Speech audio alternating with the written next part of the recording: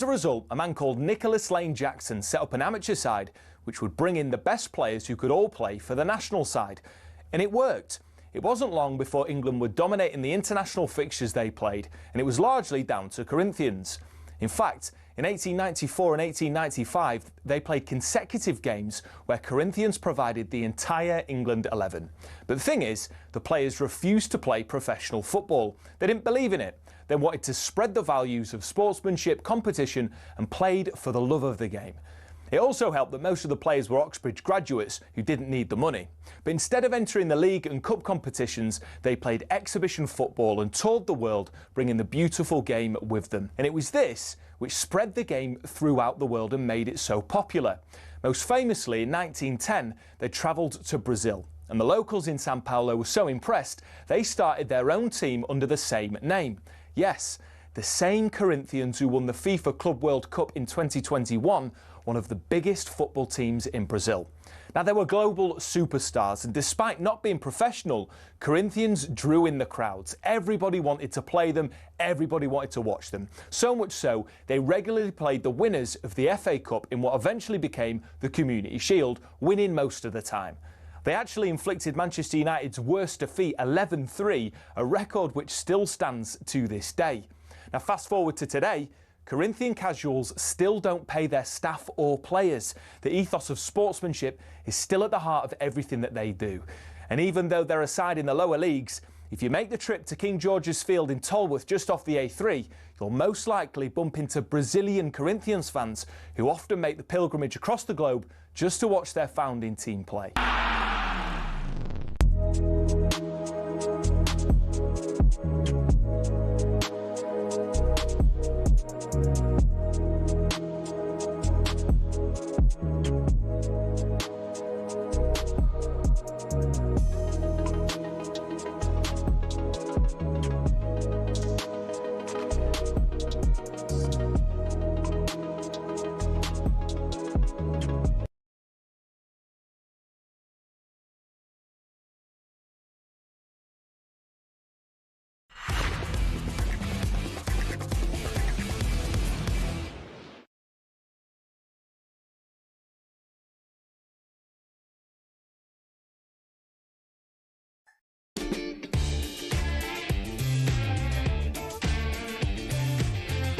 Good morning, I'm Sam Quek and it is 3 minutes past 5. You're listening to Early Sports Breakfast. I'll be with you building up to talkSPORT Breakfast at 6 a.m. with Jeff Stelling and Ali McCoist. Nick, what we got coming up then? What's the headlines we've got today? Yeah, we'll start at Anfield. Liverpool, looked convincing, didn't it? 4-1 win over Barnsley, but big talking point, Szoboszlai's lazy back heel. Was it disrespectful? We'll ask where Xabi Alonso could go next after Real Madrid gave him the elbow. Plus, we'll look ahead to the Carabao Cup semi-finals live on talkSPORT tomorrow. Kicking off tonight with Newcastle versus Man City. As always, get involved on the usual number. We're also asking today, who's your favourite player from your rival club? Give us a call, 03717 22 3344, or on the text or WhatsApp 81089. Who are you having, Nick? Well, I'm Portsmouth. I'm a Southampton fan, so I'll have to go for Portsmouth. I did used to love Matty Taylor's long-range efforts in the 2000s. And also, I quite like watching Nico Cranchar. I know he played for Tottenham as well. But I loved Carnu at Portsmouth. Carnu's. I always remember seeing them when we were training with Team GB. I think it was before their FA Cup final. Portsmouth were training at Bisham Abbey, and I walked past him, and I was like, he's massive, and he has such a huge calm aura, but massive. So big. Big feet. On the subject of Nigeria, Super Eagles are in the AFCON semi-finals this week. Nigeria got Morocco. What about you anyway? Who's your favourite Man United player? Oh, it's got to be easy, hasn't it? It's got to be Scholes. Yeah. Like, quality player. I know everyone always says, who's better, Steven Gerrard or Scholes? Two different players, in my opinion. I'll always back our Steven Gerrard, but Paul Scholes, unbelievable player. Often when you see, especially a lot of those big midfield players from around the same time as Scholes, Zidane, Xavi. Yeah, even Giggs in there as well, really. They all talk about Paul Scholes as one of the best players they ever played against. I used to love watching him play, so that's a pretty good shout. Yeah, is that the easy answer, Paul Scholes? Well, sometimes, the easy answer is the right one. It's true. Lovely. Thank you very much, Nick. Right, let's get into it then, shall we? Let's start off with Liverpool versus Barnsley. Last night, Liverpool eased past a spirited Barnsley 4-1 at Anfield in the FA Cup third round. But as we mentioned, the big talking point was Szoboszlai being disrespectful when he did that back heel just in line with the 6-yard box. Here's how it sounded on talkSPORT. It's a terrific atmosphere for our 11th commentary from the FA Cup third round weekend. And hitting the post with a strong header was Davis Keylor Dunn, the top scorer of Barnsley. Brilliant start from Barnsley. What a header that was. On to Szoboszlai, who's eyeing up to hit one. He does that and fires it in beautifully from 25 yards. It's an unbelievable strike from Dominic Szoboszlai. Liverpool have won all 11 of their FA Cup ties that they've played on this date, January the 12th. It's Frimpong into the penalty area, down the left-hand side, smashes it left-footed into the roof of the net. Adam Phillips picks the ball up after a massive mistake by Szoboszlai, who fell over the ball in his own 6-yard area. He actually tries to back heel it to Mamashvili, and he falls over the ball. Into the path of Cleary, who runs across his body into the penalty area, goes down under pressure from Szoboszlai, wants a penalty kick, the referee says no. Diaz from the edge of the area, smashes it past the goalkeeper. 3 extraordinary goals from Liverpool tonight. Szoboszlai into the area, steals it to Ekitike to finish it off. It's the 4th goal for Liverpool, take it beyond Barnsley. So there we go. It sounded convincing, but definite sighs of relief rang around Anfield once that third goal went in. But let's talk about this back heel or failed back heel from Dominic Szoboszlai. Mixed reactions. I think the majority are going with the fact that actually it was arrogance, overconfidence, should never have done it, and would he have done it against the likes of Arsenal? No. I've got a bit of an opinion on this. I think he shouldn't have done it, absolutely not. But then in the next breath, do you think he would have had the shot from 25 yards out and scored that absolute rocket had it been against a different team? I think there's a very, very fine line between confidence and arrogance. And prior to that mistake from Szoboszlai, he was playing with confidence. He was running around. He was putting in tackles. He was shooting from distance. He was having attempts. And he did everything right, didn't he, up until that mistake? Sprinting back, making sure he got to the ball ahead of the attacker. So, yeah, listen, we all make mistakes. But I think I do agree with the fact that if it was Arsenal, he wouldn't have done that. But anyway, this is what Barnsley boss Conor Hourihane thought about Adam Phillips' goal. Yeah, delighted for Philo. I thought, look, he's come up through the academy here. He's been on pre-season tours with the first team, and it was really, really, something that he'll treasure for a long, long time to score. I was a little bit disappointed, if I'm being honest, with the player. I don't think he does that against Chelsea. I don't think he does that against Arsenal. You're talking about Dominic Szoboszlai? Yeah, I thought it was a little bit disrespectful. I don't think he messes around with the ball like that in the 6-yard box in a big, big game. So, unbelievable for Philo, but a little bit disrespectful from the player, I felt.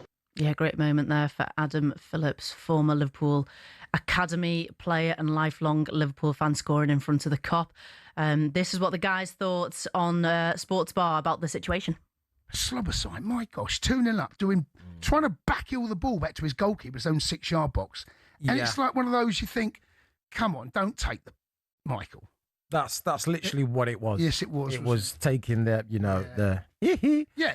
But it's all well and good doing that against Barnsley, but like I said in the opener, you ain't doing that against Man United. You're not doing Spurs, that. Arsenal, Chelsea. You're not doing that in any Premier League game. No. Never mind, that you mentioned.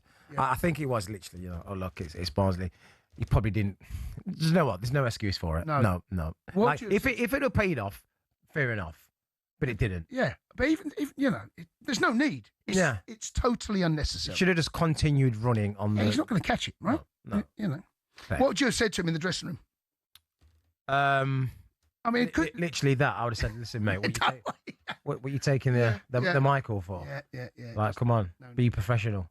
Indeed. And if that's coming from me, he's doing something. Yes, I know. Yeah, the sort of thing you might have done, right?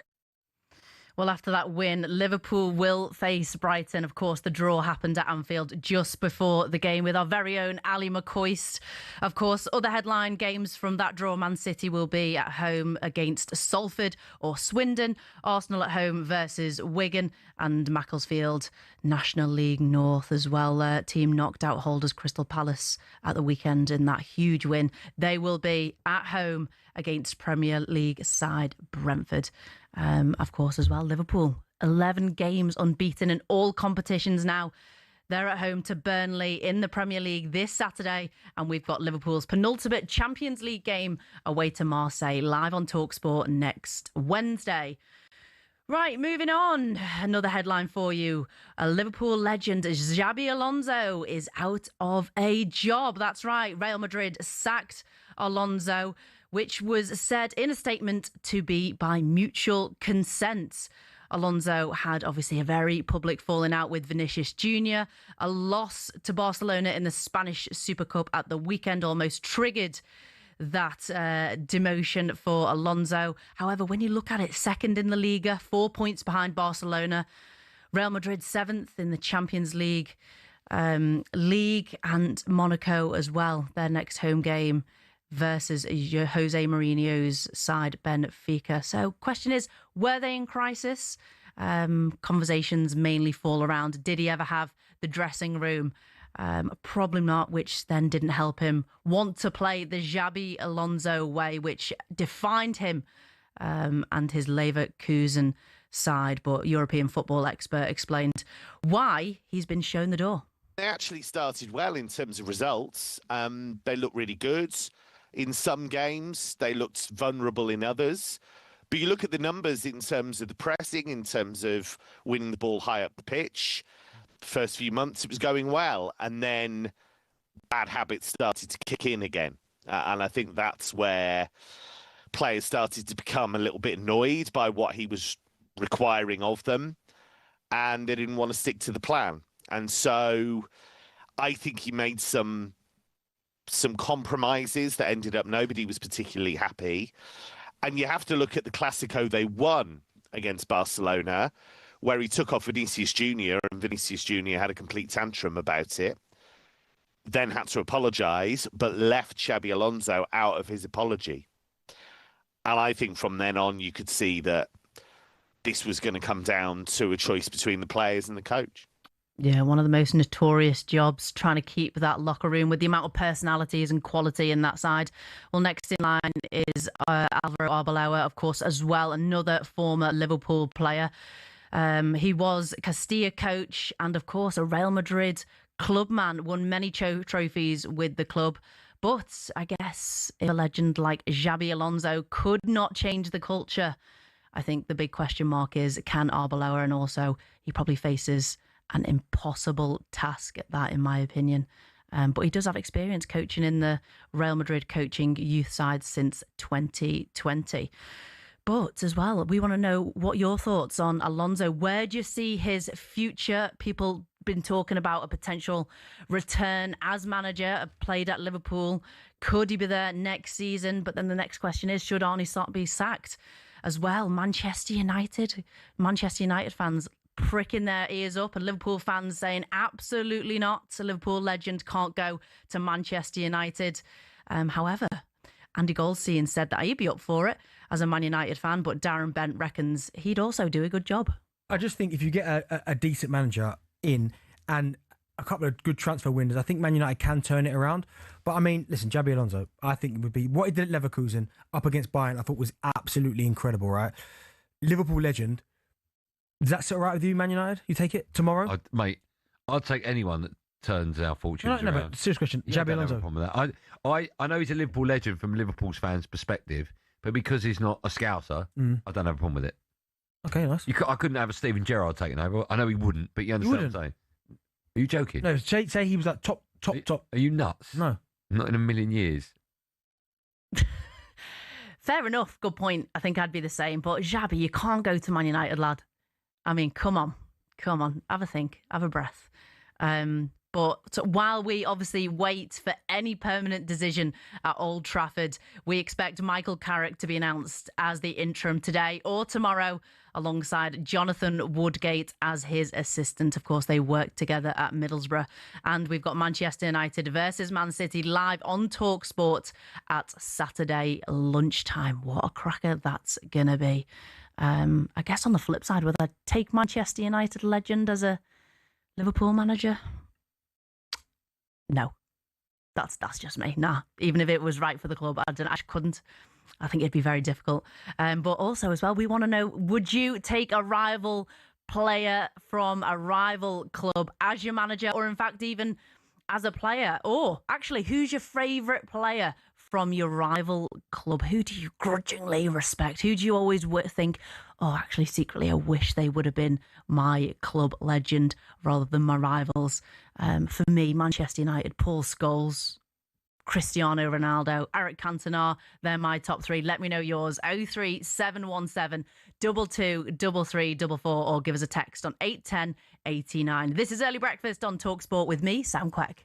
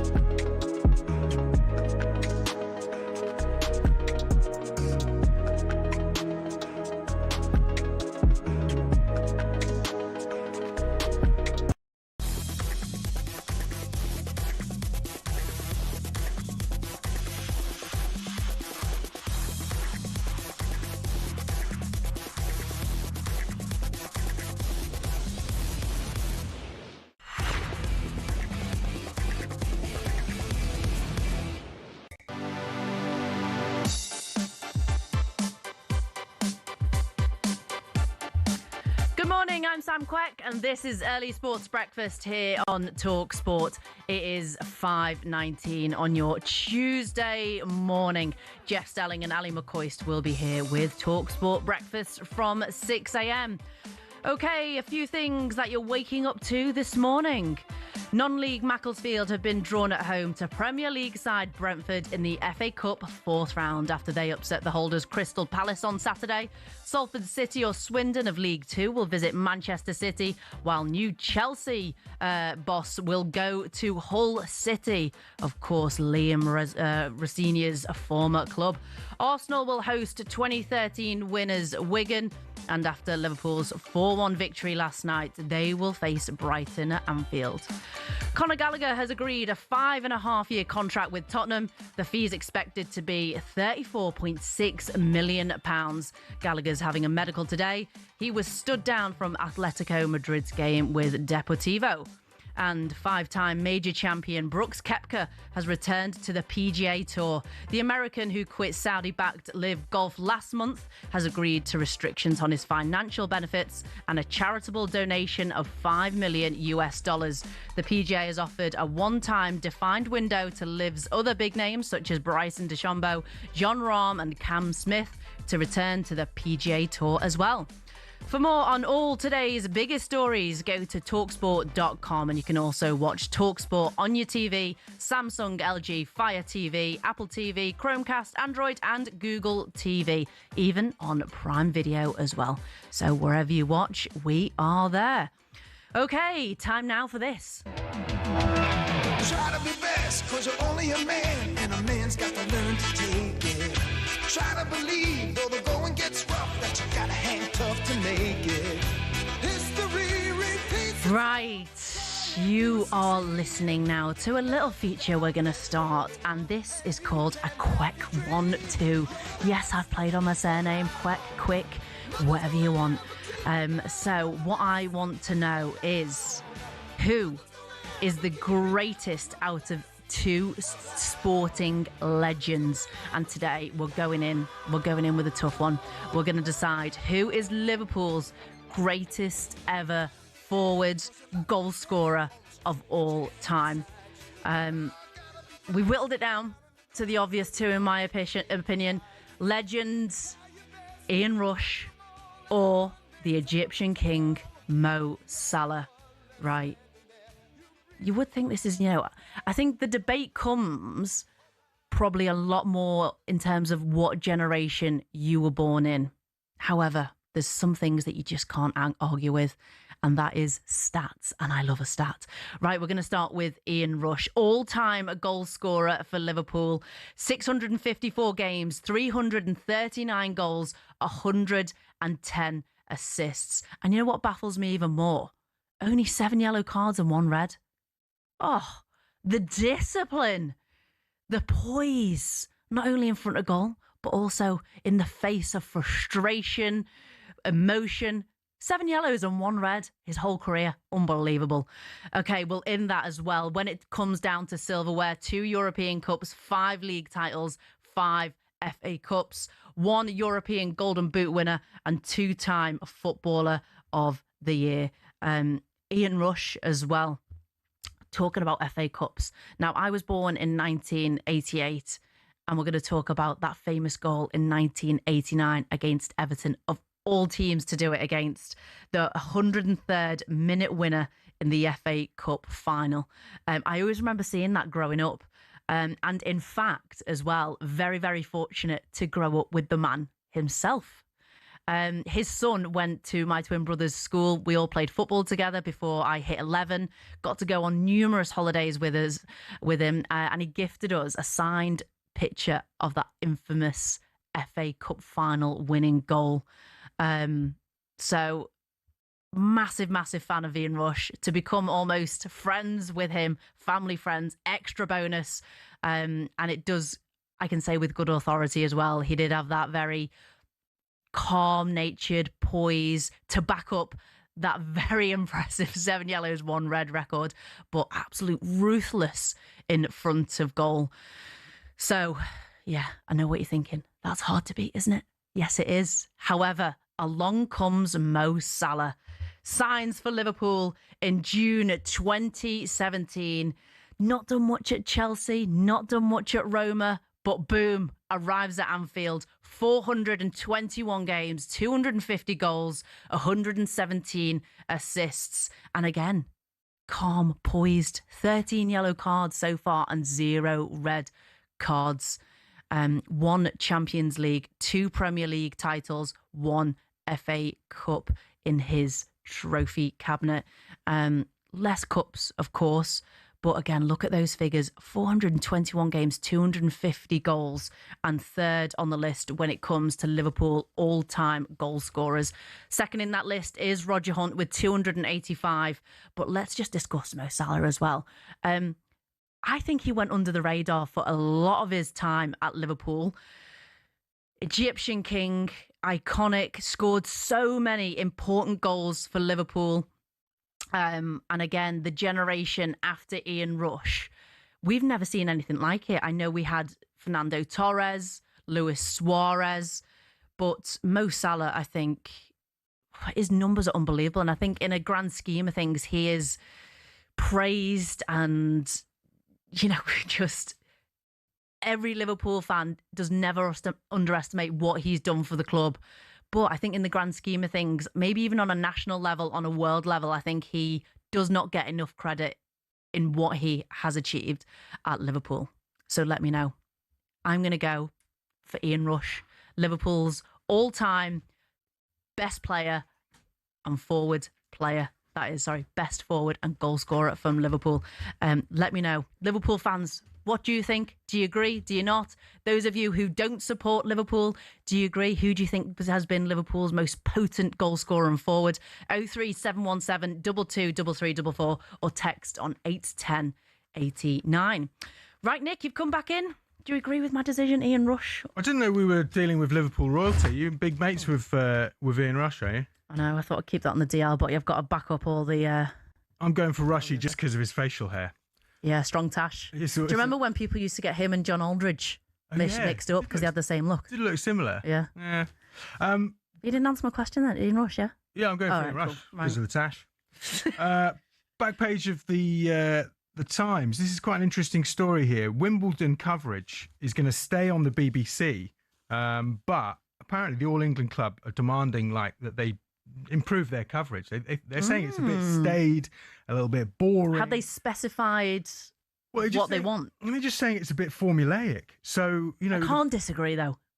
It is the same old... It's Wimbledon, it's classic, so you want to keep it to a certain level of class. You've got to attract a new audience. I agree, you've got to keep moving with the times. So Sky Sports on their tennis channel, they put Tim Henman and Laura Robson courtside to give analysis like we have pitchside reporters in the football. That's been quite interesting. So BBC really need to shake this up. Otherwise, I don't think any other broadcaster is necessarily going to outbid them right now. But I think there is this, there's pressure on them to improve it. I don't personally, in terms of coverage, I think the Sky Sports cricket coverage is so good. I was just wondering if is any sort of channels or coverage that you think is particularly strong. I know the NFL, is it the Red Zone, End Zone? They have all those. So Red Zone obviously is excellent because there's so much happening in American football, and the Red Zone is basically the 20 yards before you're about to potentially score a touchdown. Then they go live to that action box. But I think American sports on a whole is just so different to the British product, and I've got a lot of time for the very sit down, very clean product that we give, especially on Sky Sports. It's very analytical. It's perfect for the fan who are very passionate, know a lot about the sport. But I think, like you say, the times are changing, especially with the youngsters now. They want the information fast. They want it easy. They want to be entertained. They want it big colours, a bit like the 100 changed in cricket. You see the darts now attracting a younger audience with littler, but also the music, the ring walks as such, things like that. And I do think tennis needs to change, absolutely. But, what we're doing with Channel 5 and Big Game Night, we've tapped into that. And the response we've had from a new audience has been staggering. Of course, the purists are like, oh, God, I don't know what to think about this. But they have their product on, Sky, DAZN, the later one that we do, the 9:25 kickoffs on Channel 5. We do a lot of the X's and O's for them. But this new product, which we've put out for the 6 p.m. game, the uptake from Well, a lot of young regulars is people brilliant. seem to like the stories behind those Yeah. sports people, right? So you look at the F1 coverage and the documentaries on Netflix and the way that that's reinvigorated, the people watching that sport. So maybe that's something for the BBC to consider. Back of the Daily Star, it's not going to be you. Apparently, this is Jeremy Cross's exclusive on the back of the Star. Apparently, Man United players told the bosses that they didn't want Ole Gunnar Solskjaer. They actually would prefer Carrick. We expect that appointment to be made in the next 24 hours. Also, Jamie Jackson in the back of the Guardian reporting that Michael Carrick could be given some funds to buy someone this January if a long-term target become available. Where do you think Man United needs strength? They could do with a decent midfielder. Why aren't they going for Conor Gallagher? It's funny one Man United, isn't it? I feel like whoever they bid for, they kind of want or get happened over the summer.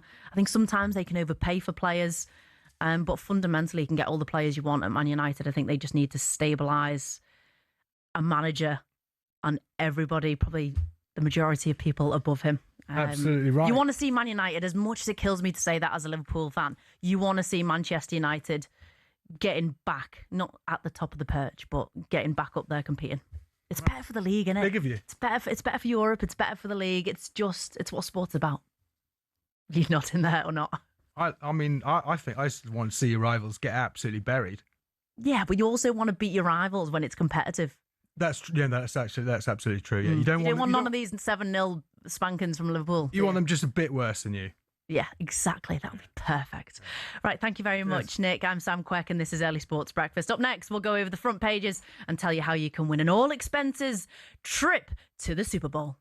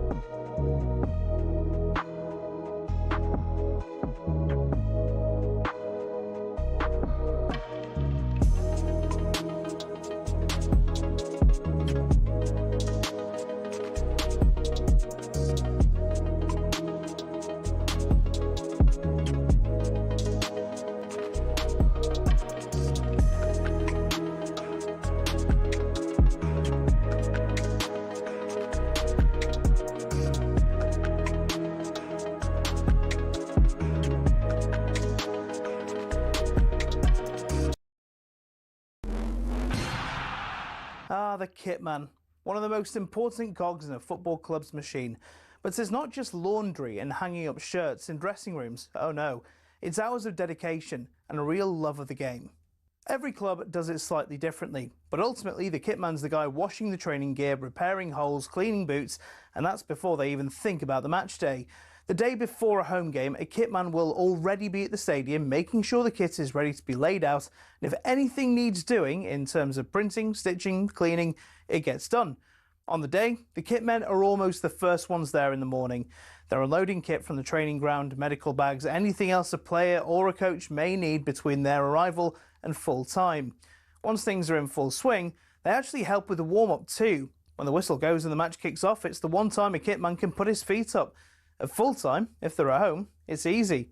All the kit goes in the washing machines, dries and is ready for use within the next 24 hours. Away from home, it's a different story though.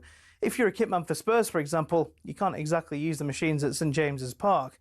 So it's back into the van, or onto the chartered flight, back to the training ground, wash everything there, and be ready to go again for the next game. Some might have to go to Europe a day later, so the pressure is definitely on. Working for a football club might look glamorous on the face of it, but we salute those who dedicate their lives to scraping mud off boots and washing a millionaire's underpants.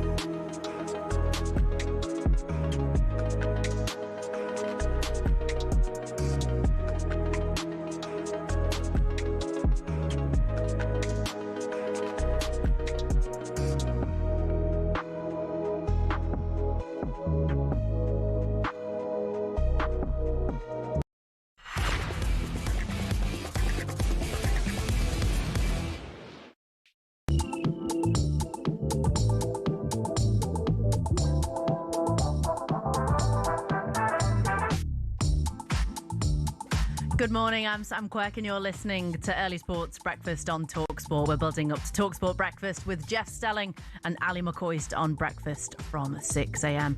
Some of the headlines you're waking up to this Tuesday morning.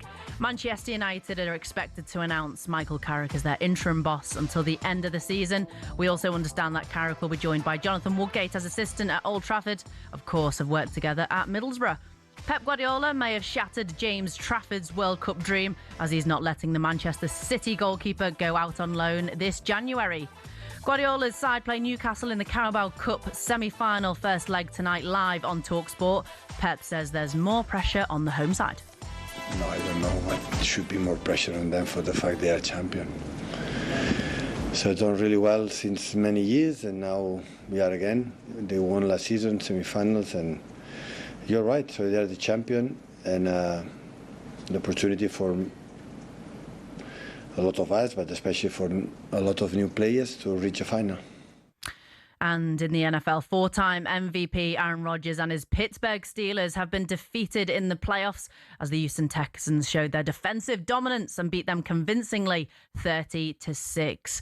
That means the Texans head into the divisional round and they'll start on a Saturday and finish on a Sunday. For more on all the day's biggest stories, head over to talksport.com and there's loads more NFL content on our talkSPORT USA YouTube channel. And while we're actually talking American football, it's competition time. Be there for Super Bowl 60 on talkSPORT. That's right. Our latest competition has landed, and this is your chance to be at the greatest show on earth, the Super Bowl, on Sunday, the 8th of February. It's going to be great. It's in San Francisco, the Bay Area.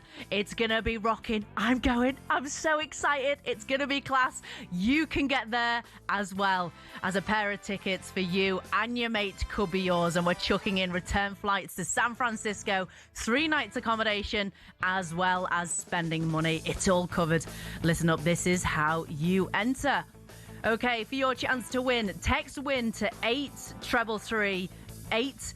Text costs £2.50 plus your standard network rate, or you can call 0343 418 7260. Lines close on the 22nd of January 2026 at 4 p.m. That's when you'll need to answer your phone if it rings. You've got to be 18 or over and a UK resident only. This is a network promotion. For full T's and C's, they can be found at talksport.com. So for your chance to win, text WIN to 83338 right now. Be there for Super Bowl 60 on talkSPORT. Okay, lots of you have been texting in this morning. Thank you very much. We've been asking, who's your favourite player from a rival club? David's texted in and said, as a Sunderland fan, I love watching Tino Asperia at Newcastle, and Nobby Solano is also a close second. Yeah, great players. Anonymous has texted in saying, as a Birmingham City fan, I'd have liked Jack Grealish when he was at Villa. I'm not giving him a name, as I'll get pelters. Fair enough. Jay, just Jay, not Jay, just Jay, as text saying, Rafa Benitez went to Everton. That went tremendously well, didn't it? ? I have a feeling there's a little bit of irony in there from Jay. And also, actually, we've got a caller on. Darren, good morning, a Spurs fan. How are you? Good, thank you. Good. Thanks for getting in touch. So go on then. Who are you having from the Arsenal side? Plenty to choose from. The one who I have to say did well for us is George Graham. Okay. He won us a trophy and stabilised the club because we weren't doing very well after Terry Venables left. Well, you had a few swaps and changes between the two clubs, but it was the one Arsenal player that you always had your eye on. He was actually a Spurs player before, I would say, is Pat Jennings. Okay. Because he did go to them when he was starting to not be as good, but he was good for both clubs, and so that's how I would say it. Because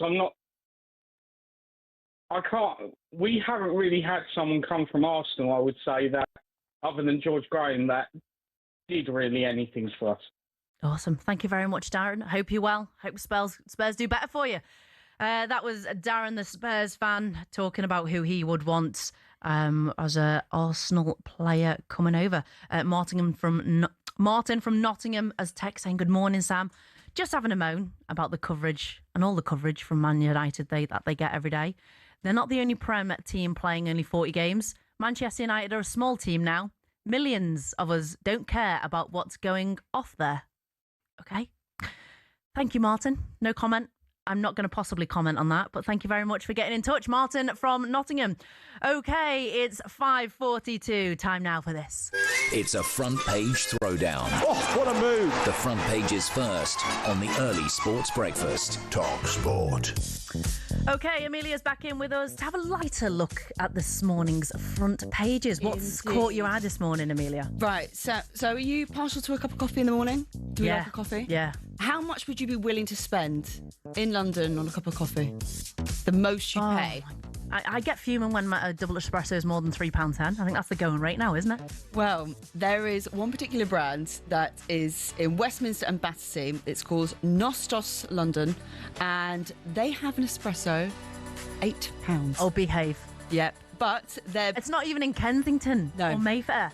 No, but their big showstopper is a flat white for £10. Because what they do is they use freeze distilled milk. So it kind of freezes over the milk. Right. Then they kind of let it defrost and thaw for a bit. And apparently this process makes the milk creamier. So it's £10. And if you were to buy one every single weekday for a whole year, it would set you back £2,600 a year. Oh my God. That sounds like a proper gimmick, that though. But I bet people are buying that. I bet people are drinking that. If you had the money to drink that, I mean... Would you buy it? I think it'd be worth trying. You'd try it. Just say... You'd try it for a tenner. Yeah, just to say, no, that wasn't worth £10. I'm sure it'll be all over Instagram. All these me on my blog, reviewers. Right, so... I'm going to go back to football now. As we all know, we witnessed one of the biggest FA Cup blunders. Well, maybe not blunders, but upsets from Palace over the weekend when Macclesfield took them out. Yeah. And this was pretty bad timing because over the course of the weekend, there was actually an exhibition showcasing the historic day of Palace winning the FA Cup taking place. It was in the the Art of Waiting exhibit in the disused Crystal Palace Underground Station. So it was a whole exhibition showcasing different sort of memorabilia. And the road to success last year. The road to success. Meanwhile, as people are going in, getting their pictures with the trophy. When did this open? This was from Friday to Sunday, just gone. Oh. So Palace fans are going to visit this exhibition. Meanwhile, they're then getting beaten by Macclesfield on the pitch. That's almost the kiss of death. No. Like, obviously, it'll still, like, mean just as much, but it's just jinxed it, hasn't it, ahead of that game? Yeah. And it was only for this weekend, so... Oh, so that's it, done? That's it. Oh, what are the chances? Oh. And I'm going to stick to football. Now, we know Messi. He's a hero. Yes. Around the world. And how much would a auction of 4 of his iconic shirts, you reckon, would go for? So you could buy 4 of them in one It's bid? all in one collection. And does it say where the shirts are from? They are shirts from the 2021 Copa America, 2022 I can never say it. Bellissima, and the 2022 World Cup and the 2024 Copa America. Those 4 shirts. Right. How much do you reckon they'd go for on auction? Let's say something ridiculous like 100 grand. You're not bad. Yeah, that's pretty much bang on, basically. Is it? Yeah. Oh, I can't even see it from here. No. So the it's estimated to fetch between 80,000 and 120. Wow, so like 25 grand a shirt I went for. Yeah. They must be the same people buying that. Buying the £10 lattes, but with flat whites, yeah. Wow. Tell you what, though, what a legend Messi is. I know, but it's only running until the 1st of Feb. So if you want get your bids in, everyone. Get your bids in now, basically. I tell you what, his World Cup shirt, World Cup winning shirt.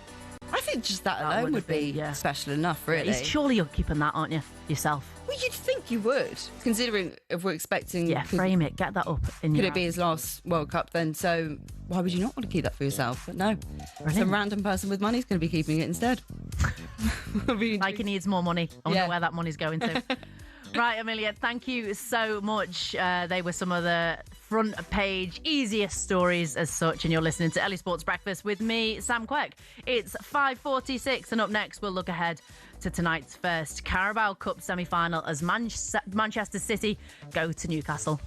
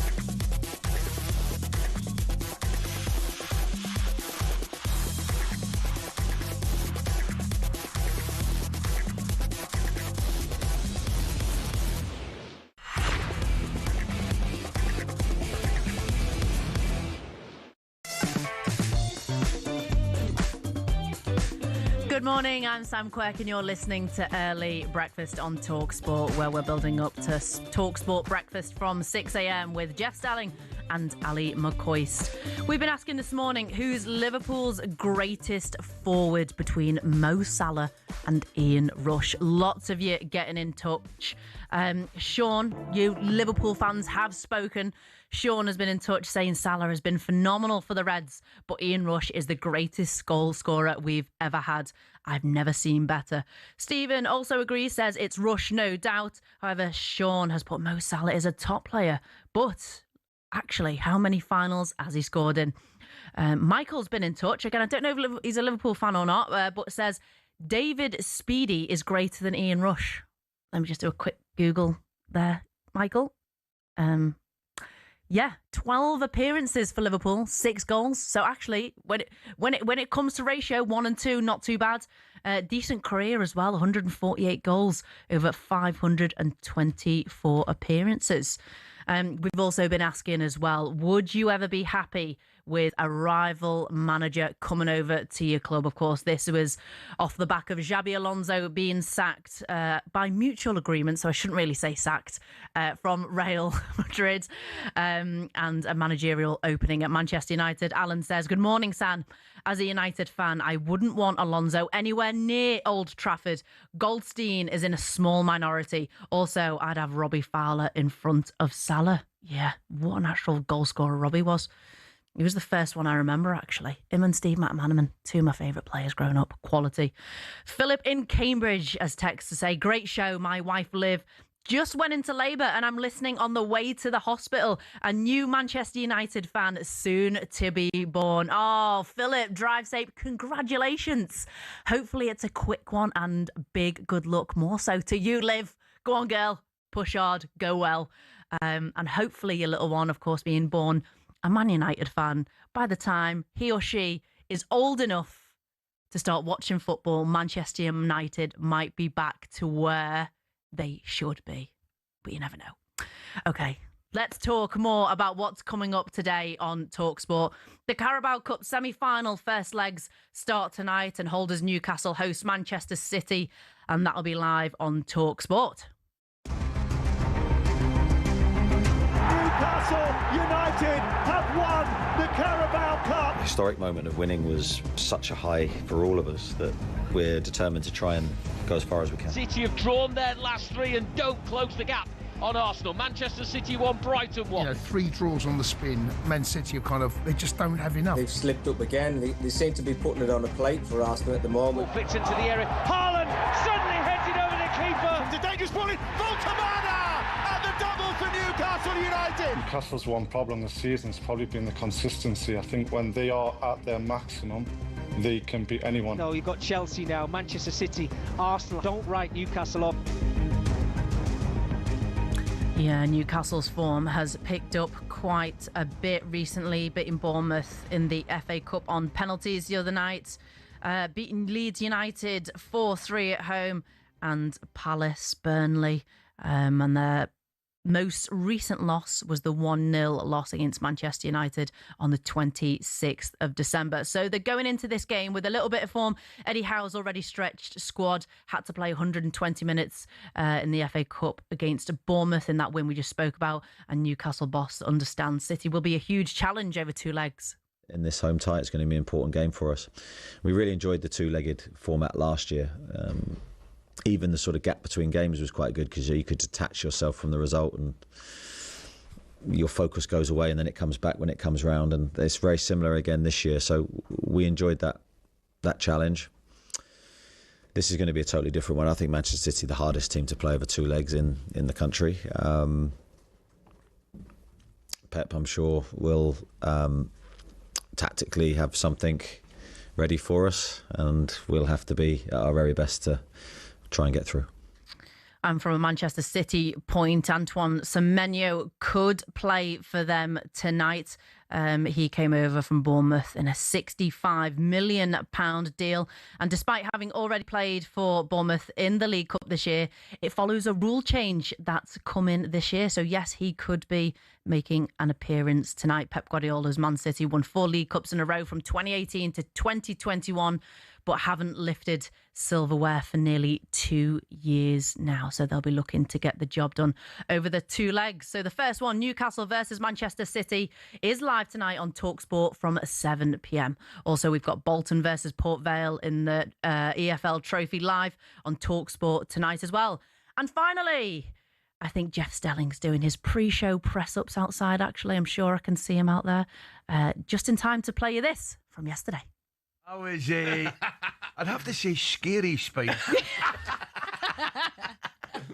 I would have to say. Jeff, how about you? No.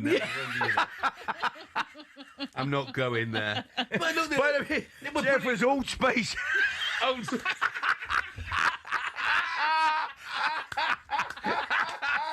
One for the older boys. Brilliant, mate. Dear me. I love it. Oh, I bought my dad some Old Spice for Christmas. What a smell. Classic smell. But I would have had Jeff down as a sporty spice. There you go. Okay, well, Jeff and Ali coming up with you, and lots of it, lots coming up on talkSPORT Breakfast today. They'll be with you after the break. Join Jeff Stelling and Ali McCoist on talkSPORT Breakfast next.